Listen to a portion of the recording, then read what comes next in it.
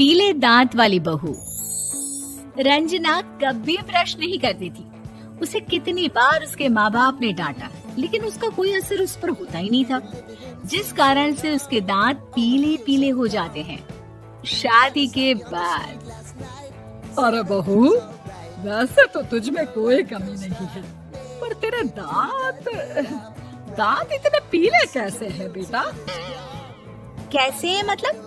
कोई सर्जरी थोड़ी ना कराई है। वो तो क्या नाम, मैं ब्रश नहीं करती थी तो पीले हो गए। अब क्या करूं? आप कहें तो लाल करवा लूं या फिर काले? यार ये क्या है, क्यों माँ से लड़ रही हो? लड़ रही हूँ? अरे मैं लड़ रही हूँ या ये बोल रही है कि दांत पीले हैं, पीले। अरे तपस्या थोड़ी ना की है इन्हें पीले करने के लिए। बकायदा ब्रश नहीं किया है 20 साल तक, तब जाकर। छी, कैसी बात कर रही हो? ये उस वक्त तो पीले नहीं थे जब हम लोग तुम्हें देखने आए थे। अरे तब साफ करवा लिया होगा डेंटिस्ट के पास जाकर। अब देखो कैसे पीले पीले लग रहे हैं। रंजना सास की तरफ गुस्से से देखती है। फिर शुरू हो गई पीले पीले पीले। अरे पीले तो तब भी थे जब मेरे हाथ का रसगुल्ला उड़ा उड़ा कर खा रही थी और बोल रही थी, लड़की नहीं गुणों का खजाना दे रहे भाई साहब आप। अब वो लोग करते भी तो क्या करते, पीले दांत वाली बहू पल्ले पड़ी थी तो झेलना तो था ही। एक दिन कीर्तन में रंजना गाना गा रही थी। अरे कमला बहन, माँ का द्वार है, यहाँ तो सब शुद्ध होकर आते हैं, फिर अपनी बहू को ब्रश भी नहीं करवाती तुम। दूर से पीले पीले दांत भक्ति में बाधा उत्पन्न कर रहे हैं। अरे कोई 2 साल के बच्चे थोड़ी ना लेकर आई हूँ मैं बहू बनाकर। अच्छी खासी लड़की है, अरे कैसे करवाऊँ ब्रश? ये तो उसे खुद करना चाहिए ना। अब माँ बाप तो इसके जैसे तैसे निपटा दिए, ये नहीं सोचा कि सास कैसे संभालेगी। सास बहू को लेकर घर आ जाती है, लेकिन सोच लेती है कि अब इसे लेकर कहीं नहीं जाएगी। अगले रोज बहू कहती है, अरे क्या हो गया, मंदिर नहीं जाना क्या? कीर्तन का वक्त हो रहा है। मेरी मधुर वाणी से कान्हा जी जागते हैं और सोते हैं। आप तो जानती है ना उनकी भक्ति में कितना मन लगता है मेरा। वो क्या है ना, तबीयत ठीक नहीं लग रही है मेरी, आराम करूंगी मैं। तबीयत ठीक नहीं लग रही? अभी तो मिथुन के गाने पर नाच रही थी आप, और अब बोल रही है कि तबीयत ठीक नहीं लग रही। अरे भक्ति में मन लगा लो सासू माँ, ऊपर जाना है, क्या मुंह दिखाओगी आप? हाँ? सास को बहू की बात पर गुस्सा आ जाता है। मैं क्या मुंह दिखाऊंगी, इसकी चिंता तो ना कर, समझी? अपने मुंह की चिंता कर, जो ये पीले पीले दांत लेकर हर जगह पहुंच जाती है। पता है लोग कितना मजाक बनाते हैं। ना जी ना, मैं नहीं जाना कहीं तेरे साथ। तो ये बात है। कोई ना, मत जाओ, मैं अपने कमरे में ही बैठकर भक्ति कर लूंगी।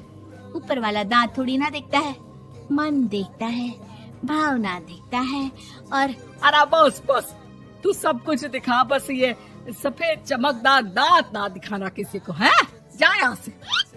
बहू को सास की बात का कोई फर्क नहीं पड़ता, वो तो जैसी थी वैसी ही रह जाती है। सुबह नहाकर किचन में खाना बनाना, फिर खाना खाना, कीर्तन भजन करना और सो जाना। एक दिन, माँ जी मैं सहेली के घर जा रही हूँ, शाम को लेट आऊंगी। हाँ, तो जाना, मैंने कौन सा तेरी आरती करनी है घर पर बैठकर। रंजना सहेली के घर जाती है, जहाँ वो पार्टी में जाने की तैयारी कर रही होती है। अरे शिखा, कहाँ जाने की तैयारी कर रही है? मैं गलत वक्त पर आ गई क्या? अरे नहीं यार, उल्टा सही वक्त पर आई है। मैंने ये साड़ी और ज्वेलरी निकाली है यार, शाम को इनके ऑफिस की एक पार्टी में जाना है। बताना कैसा लग रहा है ये सब? नहीं यार, इस ड्रेस के साथ तो वो वाली ज्वेलरी अच्छी लगेगी। हाँ, सही बोल रही है, मैंने ध्यान ही नहीं दिया। वैसे तो हमेशा से मस्त फैशन सेंस रखती है।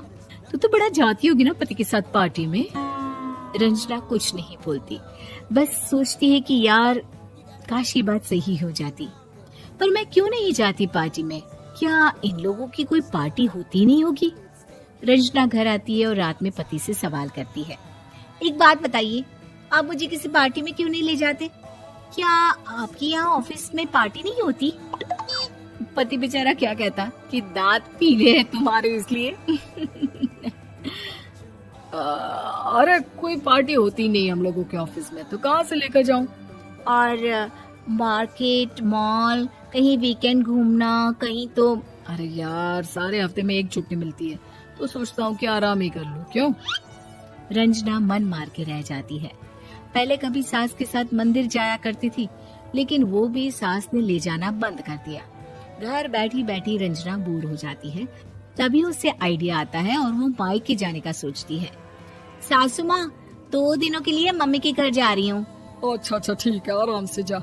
और हाँ, माँ से कुछ अच्छी आदत सीख कर आना कि कैसे शरीर के हर भाग की तरह दांतों की सफाई भी जरूरी होती है, समझी? शुरू हो गई ना आप। वो लोग आपकी तरह नहीं है कि छोटी छोटी बात का बतंगड़ बना दे। उन लोगों के लिए मैं मायने रखती हूँ, ना कि मेरे पीले पीले दांत। रंजना माँ को बिना बताए उन लोगों को सरप्राइज देती है, लेकिन जैसे ही वो दरवाजे पर पहुँचती है, अंदर देखती है कि घर वाले कहीं जा रहे होते हैं।